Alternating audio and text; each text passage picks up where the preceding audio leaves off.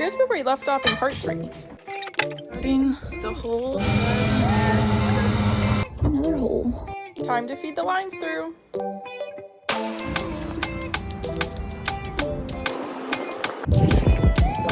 He's connecting the lines up there.